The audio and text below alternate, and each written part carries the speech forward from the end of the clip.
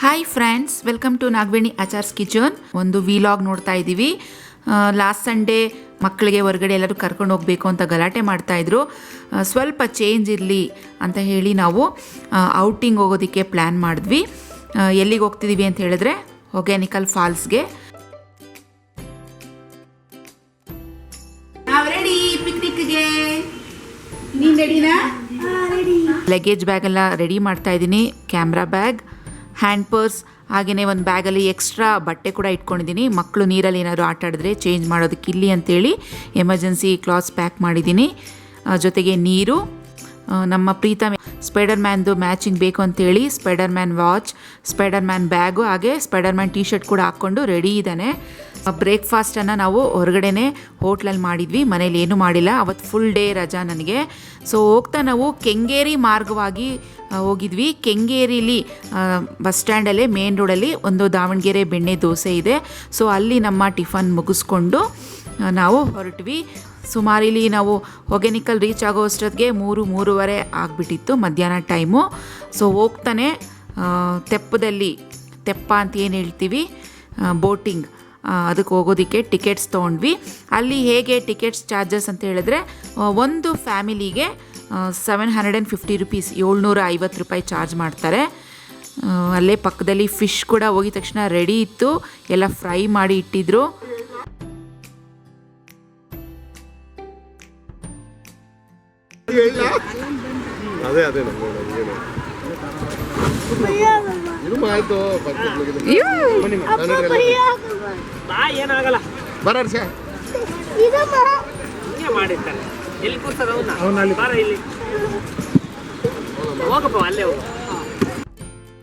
Last ಹೆಂಗೋ ಎಲ್ಲರೂ ಒಬ್ಬರಾದ್ಮೇಲೆ ಒಬ್ರು ಕೂತ್ಕೊಂಡ್ವಿ ತೆಪ್ಪದಲ್ಲಿ.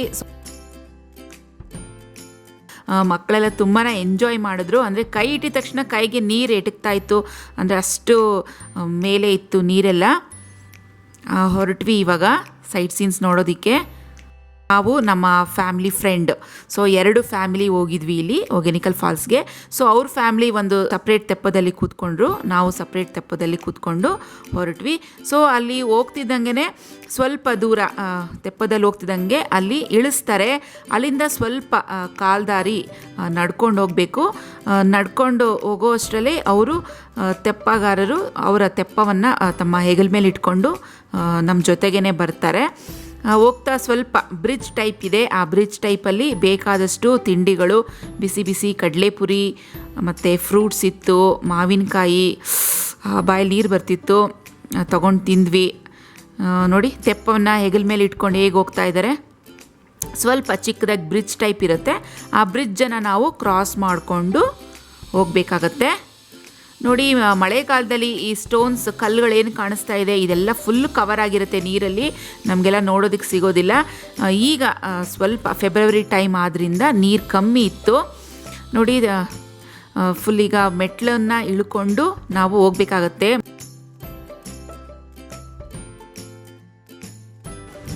ತಾತ, ಎಷ್ಟು kg ಇದೆ ಇದು? 50 kg ಇದೆಯಾ? ಸುಸ್ತಾಗಲ್ವಾ ನಿಮಗೆ? ಏನು ಮಾಡೋದು ಪಾಪ. ಇಲ್ಲಿನ ತೆಪ್ಪಗಾರರಂತೂ ತುಂಬ ಶ್ರಮಜೀವಿಗಳು. ನೋಡಿ, 50 kg ಅಷ್ಟು ಭಾರನ ಇಟ್ಕೊಂಡು ಎಷ್ಟೆಷ್ಟು ದೊಡ್ಡದಾಗಿರುತ್ತೆ ಮೆಟ್ಲು, ಅದನ್ನು ದಿನ ಹತ್ತಬೇಕು ಇಳಿಬೇಕು ತೆಪ್ಪವನ್ನು ತಮ್ಮ ಹೆಗಲ ಮೇಲೆ ಇಟ್ಕೊಂಡು. ಅವ್ರಿಗೆ ಪ್ರಾಕ್ಟೀಸ್ ಆಗಿಬಿಟ್ಟಿರುತ್ತೆ. ಕಷ್ಟ ಆದರೂ ಸರಿ, ಈಸಿ ಆದರೂ ಸರಿ, ಅವರು ಅದನ್ನು ಮಾಡಲೇಬೇಕಾಗತ್ತೆ ತಮ್ಮ ಹೊಟ್ಟೆಪಾಡಿಗೋಸ್ಕರ. ನೋಡಿ, ಮೆಟ್ಲನ್ನು ಇಳ್ಕೊಂಡೀಗ ಕೆಳಗೆ ಬಂದ್ವಿ. ನೋಡಿ, ಸುಮಾರು ಜನ ಇದ್ದಾರೆ ತೆಪ್ಪದಲ್ಲಿ ಕೂತ್ಕೊಂಡಿದ್ದಾರೆ ಟಿಕೆಟ್ಸ್ ತೊಗೊಂಡು. ನಾವೆಲ್ಲ ಅಲ್ಲಿ ನಡ್ಕೊಂಡು ಬರೋ ಅಷ್ಟೊತ್ತಿಗೆ ತೆಪ್ಪಗಾರರು ತಮ್ಮ ತೆಪ್ಪವನ್ನು ತೊಗೊಂಡು ಅಲ್ಲಿ ರೆಡಿ ಇರ್ತಾರೆ. ನಮಗಿಂತ ಮೊದಲೇ ಅಲ್ಲಿ ರೆಡಿಯಾಗಿ ಕಾಯ್ತಾ ಕೂತಿರ್ತಾರೆ. ಅಷ್ಟು ಬೇಗ ಬಂದಿರ್ತಾರೆ ನಾವು ನಿಧಾನಕ್ಕೆ ನೋಡ್ಕೊಂಡು ಬರೋ ಅಷ್ಟೊತ್ತಿಗೆ. ನೋಡಿ, ಇವಾಗೆಲ್ಲ ಅದ್ರಲ್ಲಿ ಕೂತ್ಕೊಂಡ್ವಿ. ಇನ್ನೇನು ಸ್ಟಾರ್ಟ್ ಆಯಿತು ನಮ್ಮದು ಬೋಟಿಂಗು. ಇವಾಗ ಈ ತೆಪ್ಪದಲ್ಲಿ ಎಲ್ಲಿ ಹೋಗ್ತಿದ್ದೀವಿ ಅಂತ ಹೇಳಿದ್ರೆ, ಅಲ್ಲಿ ಸುಮಾರು ಚಿಕ್ಕದು ವಾಟರ್ ಫಾಲ್ಸ್ಗಳಿದ್ದಾವೆ. ಆ ವಾಟರ್ ಫಾಲ್ಸ್ಗಳ ಹತ್ರ ಕರ್ಕೊಂಡು ಹೋಗ್ತಾರೆ. ಅದೊಂಥರ ಹೊಸ ಎಕ್ಸ್ಪೀರಿಯೆನ್ಸ್, ಚೆನ್ನಾಗಿತ್ತು. ತುಂಬ ಹತ್ರ, ನೀರ ಹತ್ರ, ವಾಟರ್ ಫಾಲ್ಸ್ ಹತ್ರ ಕರ್ಕೊಂಡೋಗಿ ಬಿಡ್ತಾರೆ. ಒಂಥರ ಮೈ ಮೇಲೆಲ್ಲ ವಾಟರ್ ಫಾಲ್ಸು, ಒಂಥರ ಸ್ನಾನ ಮಾಡ್ದಂಗೆ ಇರುತ್ತೆ. ತುಂಬಾ ಚೆನ್ನಾಗಿತ್ತು.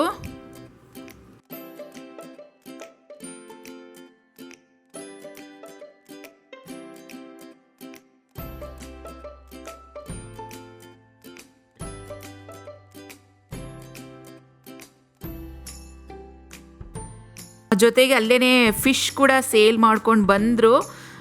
ತುಂಬ ಹೊಟ್ಟೆ ಹಸಿವಾಗಿತ್ತು. ಸುಮಾರು 3:30-4 ಗಂಟೆ ಆಗಿಬಿಟ್ಟಿತ್ತು. ಹಾಗಾಗಿ ಫಿಶನ್ನು ತಿನ್ಕೊಂಡೇ ತೆಪ್ಪದಲ್ಲಿ ಮುಂದುವರಿಸಿದ್ವಿ ನಮ್ಮ ಬೋಟಿಂಗ್ ಪಯಣ.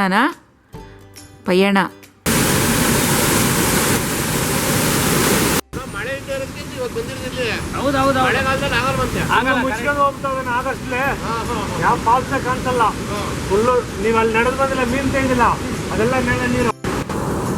ಯಾಕೆ ತಪ್ಪ ಹೋಗಲ್ಲ, ಇಲ್ಲಿ ಜಾಗ ಇಲ್ಲ. ಇದೆಲ್ಲ ಜರುಗಿಸ್ಕೊಂಡ್ಬೇಕಾರೆ ಅದು ಏಕೆ ಹೆಂಗಿತ್ತು ಹಂಗೆ ಇರ್ತದೆ, ಯಾರು ಏನು ಮಾಡೋಕ್ಕಿಲ್ಲ. ನೋಡಿ, ಅದು ತುಂಬ ದೊಡ್ಡ ವಾಟರ್ ಫಾಲ್ಸ್ ನಾವೀಗ ನೋಡ್ತಿರೋಂಥದ್ದು. ಅಲ್ಲಿ ಬಿಡೋದಿಲ್ಲ, ಅಲ್ಲಿ ಹೋಗೋದಕ್ಕಾಗೋದು ಇಲ್ಲ, ಕಲ್ಲು ಬಂಡೆ ಅಡ್ಡ ಇದೆ ಅಂತೆ. ಆಮೇಲೆ ಜೋರಾಗೆ ತೆಪ್ಪವನ್ನು ತಿರುಗಿಸ್ತಾರೆ, ತಲೆ ತಿರುಗಿ ಬರುತ್ತೆ, ಅಷ್ಟು ಜೋರಾಗೆ ಸ್ಪೀಡಲ್ಲಿ ತಿರುಗಿಸ್ತಾರೆ ತೆಪ್ಪವನ್ನು. ರೌಂಡ್ಗೆ ಫುಲ್ ಸುತ್ತಲೂ ಇರುವಂಥ ಸೀನ್ಸ್ ನೋಡಲಿ ಅಂತ.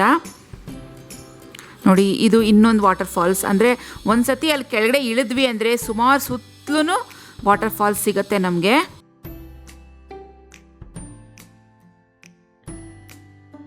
ಪ್ರೀತು ಸುಮ್ಮನೆ ಕೂತ್ಕೋ, ಹಂಗೆಲ್ಲ ಆಡ್ಬೇಡ.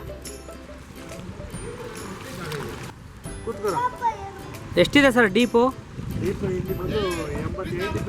80 ಫೀಟು, 80 ಅಡಿ ಇದೆ ಅಂತೆ ಡೀಪು. ಹಾಂ, ಶ್ರೀಶೈಲಮಲ್ಲ ಹಂಗೆ ಆಯ್ತು ರೀ. ಅಲ್ಲ 800 ಅಡಿ ಶ್ರೀಶೈಲಂ. ಇದೆಲ್ಲ ಮುಚ್ಕೊಂಡು ಹೋದ್ರೆ 120 ಅಡಿ. ಈ ಕಲ್ಲೆಲ್ಲ ಕವರ್ ಆದ್ರೆ 120 ಅಡಿನಾ? ನಿಮ್ಮ ತಾತ ಹೇಳೋರು ಕಣೋ, ಮಾತಾಡೋರು ನಂಬಿ ಮಾತಾಡದೇ ಇರೋ ನಂಬೇಡಿ ಅಂತ.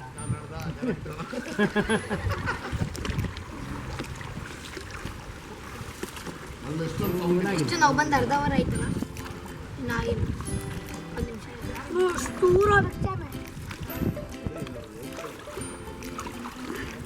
ಹುಷಾರು, ಬಿಸ್ಕಿಟ್ ಬಿಡಿ ಆಮೇಲೆ.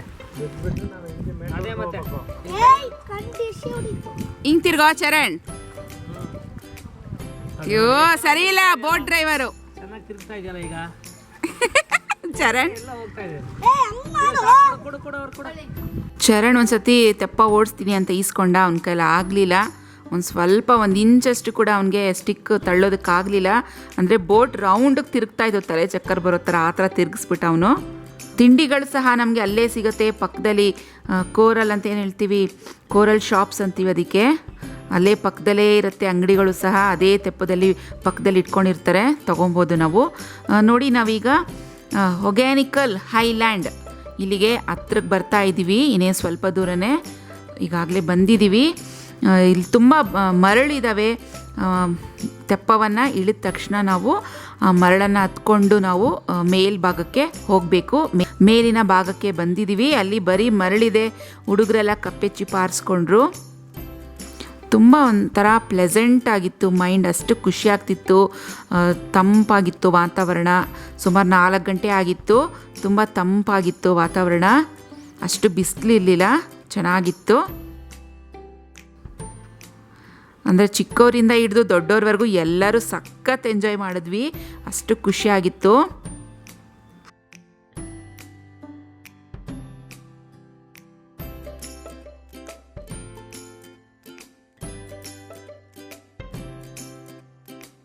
ಇದರ ಹೆಸರು ವೆಗಾನಿಕಲ್ ಹೈಲ್ಯಾಂಡ್ ಅಂತೆ. ಇಲ್ಲಿ ಬಂದಿದ್ದೀವಿ. ಸೊ ಬರೀ ಮರಳೇ ಇದೆ, ನೋಡ್ತಾ ಇರ್ಬೋದು. ಸೊ ತೆಪ್ಪದಿಂದ ಮೇಲೆ ಹತ್ಕೊಂಡು ಬರೋ ಅಷ್ಟೊತ್ತಿಗೆ ತುಂಬಾ ಸುಸ್ತಾಯಿತು. ಆಮೇಲೆ ತುಂಬ ಥ್ರಿಲ್ಲಿಂಗ್ ಆಗಿತ್ತು, ತುಂಬಾ ಚೆನ್ನಾಗಿತ್ತು ಎಕ್ಸ್ಪೀರಿಯನ್ಸು. ಈಗಾಗಲೇ ಸಂಜೆ ಆಗ್ತಾ ಬರ್ತಾ ಇದೆ. ಸಂಜೆ 5-5:15 ಅನಿಸುತ್ತೆ. ಸ್ವಲ್ಪ ಕತ್ಲಾಗ್ತಾ ಇದೆ. ವಿಡಿಯೋದಲ್ಲಿ ಸ್ವಲ್ಪ ಬ್ರೈಟ್ನೆಸ್ ಕಮ್ಮಿ ಆಗ್ತಾ ಇದೆ ಅನಿಸುತ್ತೆ. ಸೀನ್ ಮಾತ್ರ ತುಂಬಾ ಚೆನ್ನಾಗಿದೆ. ಸೀನ್ರಿ ತುಂಬಾ ಎಂಜಾಯ್ ಮಾಡ್ತಾ ಇದ್ದೀವಿ. ಜೊತೆಗೆ ಬಿಸಿ ಬಿಸಿ ಫಿಶ್ ಕೂಡ ನೋಡಿ, ಮತ್ತೆ ಫಿಶ್ ರೆಡಿ ಮಾಡ್ಕೊಂಡು ಕೂಡ ತೊಗೊಂಡು ಬರ್ತಾ ಇದ್ದಾರೆ. ನೋಡ್ತಾ ಇದ್ದಾರೆ ನೋಡಿ, ಅಡುಗೆಗಳು ಕೂಡ ರೆಡಿ ಇರತ್ತಿಲ್ಲ ಈ ಫಿಶ್ದು. ಏನದು ಫಿಶ್ ಊಟನಾ?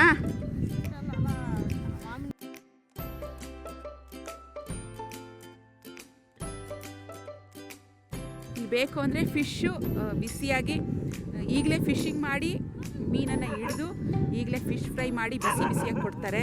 ಸೊ ಫ್ರೆಶ್ ಆಗಿಯೇ ಸಿಗುತ್ತೆ ನಮಗಿಲ್ಲಿ. ಓಕೆ. ನೋಡೋಣ. ಮರಳು ನಡೆಯೋಕ್ಕಾಗ್ತಾ ಇಲ್ಲ ನೋಡಿ, ಸ್ವಲ್ಪ ಕಷ್ಟ ಆಗ್ತಾ ಇದೆ. ನನ್ನ ವಾಯ್ಸು ಕ್ಲಿಯರ್ ಇದೆಯೋ ಇಲ್ವೋ ಗೊತ್ತಿಲ್ಲ. ಇಲ್ಲ ಸ್ವಲ್ಪ ನೀರು ಕಾಣಿಸ್ತಾ ಇದೆ. ಅಂದರೆ ಮಳೆಗಾಲದಲ್ಲಿ ಇಲ್ಲಿ ನೀರು ಜಾಸ್ತಿ ಇರುತ್ತೆ.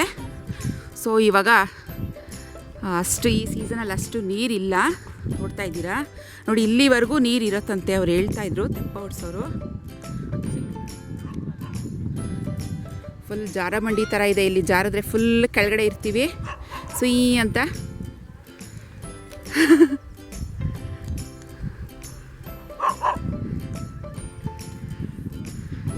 ಫ್ರೆಂಡ್ ಕಪ್ಪೆ ಚಿಪ್ಪು ಆರಿಸ್ತಾ ಇದ್ದಾರೆ. ಸಿಕ್ತಾ ಕಪ್ಪೆ ಚಿಪ್ಪು? ಆರಿಸಿ ಚೆನ್ನಾಗಿ ತೋರಿಸಿ. ಎಷ್ಟು ಕಲೆಕ್ಟ್ ಮಾಡಿದ್ದೀರಾ? ಫಿಶ್ ಟ್ಯಾಂಕಿಗೆ ಹಾಕ್ತೀರಾ? ಹಂಗೆ ಒಂದು ಸ್ಮೈಲ್ ಕೊಡಿ. ನಮ್ಮ ಫ್ರೆಂಡ್ಸ್ಗೆಲ್ಲ ಹಾಯ್ ಹೇಳಿ. ಹಾಯ್. ನಿಮ್ಮ ಹೆಸರು ಹೇಳ್ಬಿಡಿ ಹಂಗೆ. ಆಶಾ. ಓಕೆ. ತೋರಿಸ ಎಷ್ಟು ಕಲೆಕ್ಟ್ ಮಾಡಿದ್ಯಾ ನೋಡಿ. ಪ್ರೀತು ಏನು ಮಾಡ್ತೀಯ ಅದೆಲ್ಲ? ಚೆನ್ನಾಗಿದೆಯಾ ಪ್ಲೇಸು? ಎಂಜಾಯ್ ಮಾಡ್ತಿದ್ಯಾ? ಹಾಂ ಹಾಂ, ತುಂಬ ಎಂಜಾಯ್ ಮಾಡಿದ್ವಿ. ಮಕ್ಕಳಿಗಂತೂ ಆ ಪ್ಲೇಸನ್ನು ಬಿಟ್ಟು ಬರೋದಕ್ಕೆ ಇಷ್ಟನೇ ಆಗಲಿಲ್ಲ. ಎಷ್ಟು ಕರೆದ್ರೂ ಬರ್ತಾನೆ ಇರಲಿಲ್ಲ. ಕಪ್ಪೆ ಚಿಪ್ಪು ಆರಿಸ್ಕೊಂಡೇ ಇದ್ದರು. ಸುಮಾರು ಕತ್ಲಾಗ್ಬಿಟ್ಟಿತ್ತು. ನಮ್ಮದೇ ಕೊನೆ ತೆಪ್ಪ ಅಂತ ಹೇಳ್ಬೋದು. ನಮ್ಮ ಜೊತೆಗೆ ಬಂದಿರೋಂಥವ್ರೆಲ್ಲರೂ ಹೊರಟೋಗಿದ್ರು. ನಮ್ಮದೇ ಲಾಸ್ಟ್ ತೆಪ್ಪ.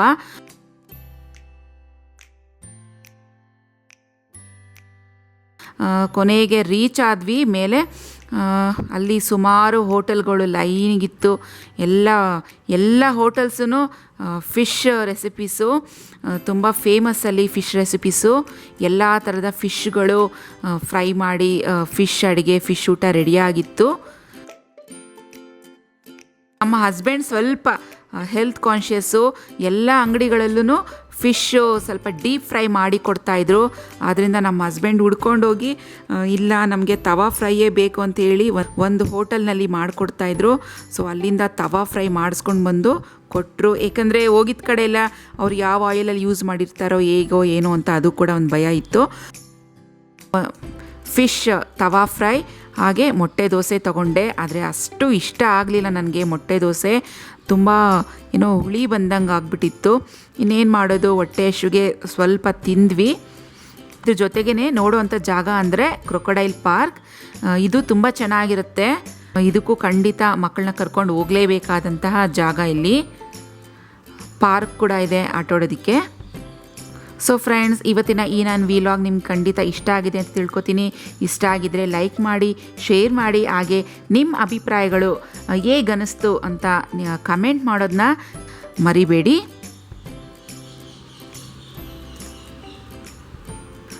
ಈ ಹೊಗೆನಿಕಲ್ ಫಾಲ್ಸ್ ಎಲ್ಲಿದೆ ಅಂತ ಕೇಳಿದ್ರೆ ತಮಿಳ್ನಾಡಿನಲ್ಲಿ ಧರ್ಮಪುರಿ ಅಂತ ಒಂದು ಊರು ಬರುತ್ತೆ. ಆ ಧರ್ಮಪುರಿಯಿಂದ 50 ಕಿಲೋಮೀಟರ್ಸ್ ಹೋಗಬೇಕು ಈ ಹೊಗೆನಿಕಲ್ ಫಾಲ್ಸ್ಗೆ.